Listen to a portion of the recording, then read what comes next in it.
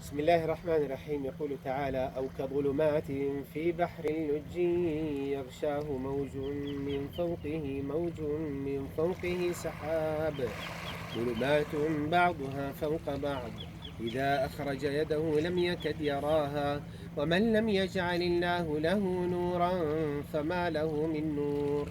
جاء العلم الحديث وقام بعض العلماء وتعجبوا من هذه الآية الكريمة التي ذكرت: أو كبحر لجي يغشاه موج من فوقه سحاب. قالوا: ما هذا البحر اللجي؟ وهو البحر الذي يكون شديد الملوحة وعند ذلك تكون فيه الظلمة. وذكر القرآن معلومة علمية بحيث أن من كان في ذلك البحر لو أخرج يده لم يكن يراها من شدة الظلمة التي قد وجدت في ذلك البحر.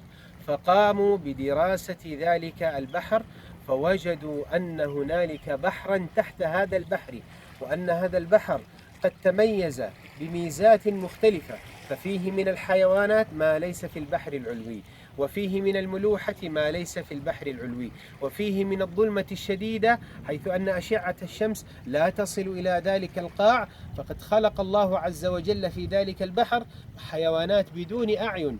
فلا إله إلا الله العظيم المجيد الذي أثبت هذه المعلومات على لسان رسوله صلى الله عليه وسلم، وجاءت مثبتة في كتاب الله تبارك وتعالى حتى تصدق في هذا العصر، في عصر الغواصات وفي عصر العلوم والاكتشافات، أن هذا الكتاب من عند الله تبارك وتعالى، كما قال جل وعلا: سنريهم آياتنا في الآفاق وفي أنفسهم حتى يتبين لهم أنه الحق، أن هذا الكتاب حق، وأن الرسول حق، وأن ما جاء به حق. فالحمد لله الذي هدانا إلى الحق، ونسأل الله تبارك وتعالى أن يميتنا على الحق وأن يزيد إيماننا بالحق تبارك وتعالى. صل اللهم على نبينا محمد وعلى آله وصحبه أجمعين، والحمد لله رب العالمين.